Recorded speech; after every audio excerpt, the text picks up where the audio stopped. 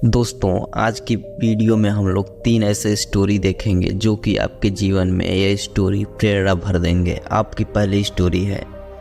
एक बार एक शिकारी जंगल में शिकार करने के लिए गया। बहुत प्रयास करने के बाद उसने जंगल में एक बाज पकड़ लिया।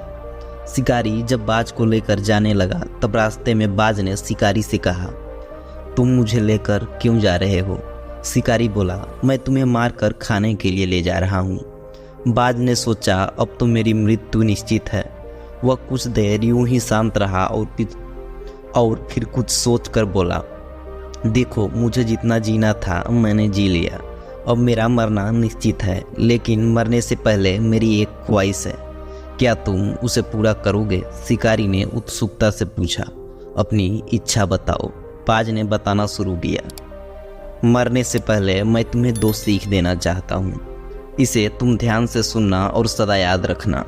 पहली सीख तो यह कि किसी की बातों का बिना सोचे समझे विश्वास मत करना। और दूसरी ये कि यदि तुम्हारे साथ कुछ बुरा हो जाए, तुम्हारे हाथ से कुछ छूट जाए, तो तुम उसके लिए कभी दुखी मत होना। शिकारी ने बाज की बात सुनी और अपने रास्ते आगे बढ़ने लगा। कुछ समय बाद बाज ने शिकारी से कहा, शिकारी, एक बात बताओ, अगर मैं तुम्हें कुछ ऐसा दे दूं जिसे तुम रातों रात अमीर बन जाओ, तो क्या तुम मुझे आज़ाद कर दोगे?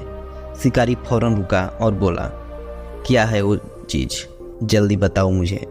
बाज बोला, दरअसल बहुत पहले मुझे राजमहल के करीब एक हीरा मिला था, जिसे उठाकर मैंने एक गुप्त स्थान पर रख दिया था।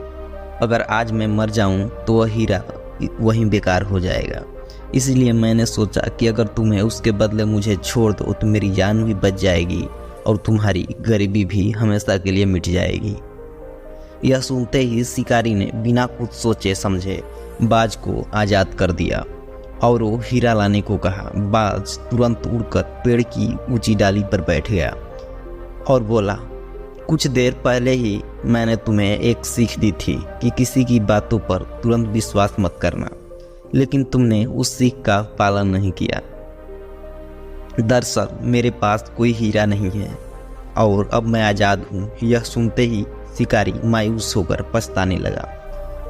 तभी बाज फिर से बोला, तुम मेरी दूसरी सीख भूल गए कि अगर कुछ तुम्हारे साथ बुरा हो जाए तो उसके लिए कभी पछतावा मत करना। दोस्तों, इस कहानी से हमें यह सीख मिलता है कि हमें किसी अनजान व्यक्ति पर आसानी से विश्वास नहीं करना चाहिए और किसी का नुकसान हो या सफलता मिलने पर दुखी नहीं होना चाहिए, बल्कि उस बात से सीख लेकर भविष्य में सतर्क रहना चाहिए। आपकी दूसरी कहानी है कि किसी राजमहल के द्वार पर एक साधु आया और द्वारपाल से बोला कि भीतर जाकर राजा से कहें कि उनका भाई आया है। द्वारपाल ने समझा शायद कोई दूर के रिश्ते में राजा का भाई हो जो संन्यास लेकर साधुओं की तरह रह रहा हो। सूचना मिलने पर राजा मुस्कुराया और साधु को भीतर बुलाकर अपने पास बैठा लिया। साधु ने पूछा, कहो अनुज, क्या हाल चाल हैं तुम्हारे? मैं ठीक हूँ, आप कैसे हैं भैया? राजा बोला। साधु ने कहा, जिस महल में मैं रहता था वह पुराना और जर्जर हो गया है, कभी भी टूट कर गिर सकता है। मेरे 32 नौकर थे, वे भी एक एक करके चले गए। 5 रानियां भी वृद्ध हो गई हैं और अब उनसे वो काम नहीं होता। यह सुनकर राजा ने साधु को 10 सोने के सिक्के देने का आदेश दिया। साधु ने 10 सोने के सिक्के कम बताए। तब राजा ने कहा, इस बार राज्य में सूखा पड़ा है, आप इतने से ही संतोष कर लें। साधु बोला, मेरे साथ 7 समुंदर पार चलो, वहाँ सोने की खदानें हैं। मेरे पैर पड़ते ही समुद्र सूख जाएगा। मेरे पैरों की शक्ति तो आप देख ही चुके हैं। अब राजा ने साधु को 100 सोने के सिक्के देने का आदेश दिया। साधु के जाने के बाद मंत्रियों ने आश्चर्य से पूछा, क्षमा करिएगा राजन, लेकिन जहाँ तक हम जानते हैं आपका कोई बड़ा भाई नहीं है, फिर आपने इस ठग को इतना इनाम क्यों दे दिया? राजन ने समझाया, देखो, भाग्य के 2 पहलू होते हैं, राजा और रंग। इस नाते उसने मुझे भाई कहा। जर्जर महल से उसके बूढ़े शरीर से था। 32 नौकर उसके दांत थे और 5 वृद्ध रानियां उसकी 5 इंद्रियां हैं। समुद्र के बहार ने उसने मुझे उलाहना दिया कि राजमहल में उसके पैर रखते ही मेरा राजकोष सूख गया। क्योंकि मैं उसके मात्र 10 सिक्के दे रहा था, जबकि मेरी हैसियत उसे सोने से तौल देने की है। इसीलिए उसकी बुद्धिमानी से प्रसन्न होकर मैंने उसे 100 सिक्के दिए और कल से मैं उसे अपना सलाहकार नियुक्त करूंगा। बच्चों, इस कहानी से हमें यह सीख मिलती है कि किसी व्यक्ति के बाहरी रंग रूप से उसकी बुद्धिमत्ता का अंदाज नहीं लगाया जा सकता। इसीलिए हमें सिर्फ इसलिए कि किसी ने खराब कपड़े पहने हैं या वो देखने में अच्छा नहीं है, इसके बारे में गलत विचार नहीं बनाने चाहिए। और आपकी तीसरी कहानी, जिसका टाइटल है मेहनत का महत्व। राहुल नाम का एक समझदार लड़का था जो कि पढ़ाई के मामले में हमेशा मेहनत करने से बचता था। एक बार जब उसका पसंदीदा कप टूट गया तो माँ ने उसे बाजार से खुद जाकर एक अच्छा कप लाने को कहा। पहली बार राहुल को इस तरह का कोई काम मिला था। वह मन ही मन खुश हो रहा था कि चलो इसी बहाने उसे बाहर जाने को मिलेगा और उतनी देर कोई पढ़ने के लिए भी नहीं कहेगा। वह बाजार के पास में पहुंचा और इधर उधर कप खोजने लगा। वह जो भी कप उठाता उसमें कोई न कोई कमी होती, कोई कमज़ोर होता तो कोई की डिज़ाइन अच्छी नहीं होती।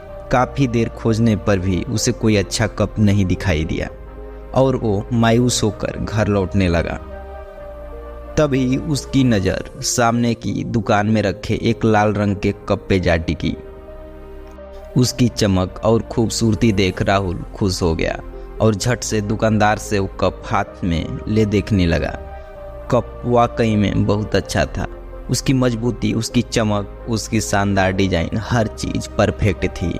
राहुल ने वो कप खरीद लिया और घर चला गया। रात को भी वो कप अपने साथ लेकर बिस्तर पे लेट गया और देखते ही देखते उसे नींद आ गई। वह गहरी नींद में सो रहा था कि तभी उसे एक आवाज़ सुनाई दी, राहुल राहुल। राहुल ने देखा कि वो कप उससे बातें कर रहा है। कप, मैं जानता हूँ मैं तुम्हें बहुत पसंद हूँ, पर क्या तुम जानते हो कि मैं पहले ऐसा नहीं था? राहुल, नहीं, मुझे नहीं पता, तुम ही बताओ कि पहले तुम कैसे थे। कप, एक समय था जब मैं मामूली लाल मिट्टी हुआ करता था। फिर एक दिन मेरा मास्टर मुझे अपने साथ ले गया। उसने मुझे ज़मीन पर पटक दिया और मेरे ऊपर पानी डालकर अपने हाथों से मुझे मिलाने लगा। मैं चिल्लाया कि अब बस करो, लेकिन वो कहता रहा, अभी और, अभी और। मैंने बहुत कष्ट सहे। जब वो रुका तो मुझे लगा कि अब जो होना था वो हो गया। अब मैं पहले से काफ़ी अच्छी स्थिति में हूँ। लेकिन एक या उसने मुझे उठाकर एक घूमते हुए चक पे रख दिया। वह चक्का इतनी तेज़ से नाच रहा था कि मेरा तो सर ही चकरा गया। मैं चिल्लाता रहा, अब बस, अब बस, लेकिन मास्टर कहता, अभी और, अभी और वो अपने हाथ और डंडे से मुझे आकार देता रहा जब तक कि मैं एक कप के शेप में ना आ गया। खैर, सच कहूँ तो पहले तो मुझे बुरा लग रहा था, लेकिन अब मैं बहुत खुश था कि चलो इतनी कष्ट सहकर ही सही, अब मैं जीवन में कुछ बन गया हूँ। वरना उस लाल मिट्टी के रूप में मेरी कोई वैल्यू नहीं थी। लेकिन मैं गलत था। अभी तो मैं और कष्ट सहने बाकी थे। मास्टर जी ने उठाकर आग की भट्ठी में डाल दिया। मैंने अपने पूरे जीवन में कभी इतनी गर्मी नहीं सही थी। लगा मानो मैं जलकर भस्म हो जाऊंगा। मैं एक बार फिर चिल्लाया, नहीं नहीं, मुझे बाहर निकालो, अब बस करो। लेकिन मास्टर फिर यही बोला, अभी और, अभी और कुछ देर बाद मुझे भट्टी से निकाल दिया गया। अब मैं अपने आप को देखकर हैरान था। मेरी ताकत कई गुना बढ़ गई थी। मेरी मजबूती देखकर मास्टर भी खुश था। उन्होंने मुझे फौरन रंगने के लिए भेज दिया और मैं अपने इस शानदार रूप में आ गया। सचमुच उस दिन मुझे खुद पर इतना गर्व हो रहा था जितना पहले कभी नहीं हुआ था। ये भी सच है कि उससे पहले मैंने कभी इतनी मेहनत नहीं की थी, इतने कष्ट नहीं सहे थे। लेकिन आज जब मैं अपने आप को देखता हूँ तो मुझे लगता है कि मेरा संघर्ष, मेरी मेहनत बेकार नहीं गई। आज मैं सर ऊंचा कर चल सकता हूँ। आज मैं कह सकता हूँ कि मैं दुनिया के सबसे अच्छे कपों में से एक हूँ। राहुल सारी बातें बड़ी ध्यान से सुन रहा था और जैसे ही कप ने अपनी बातें पूरी की उसकी आंखें खुल गई। आज सपने में ही सही राहुल मेहनत का महत्व समझ गया। उसने मन ही मन निश्चय किया अब वो कभी भी मेहनत से जी नहीं चुराएगा और अपने टीचर्स और पेरेंट्स और अपने घर वालों के कहे अनुसार मन लगाकर पढ़ेगा और कड़ी मेहनत करेगा। दोस्तों, इस कहानी से हमें यह सीख मिलती है कि हमें कड़ी मेहनत करनी चाहिए, फिर चाहे वो पढ़ाई हो, खेल हो या ज़िंदगी हो।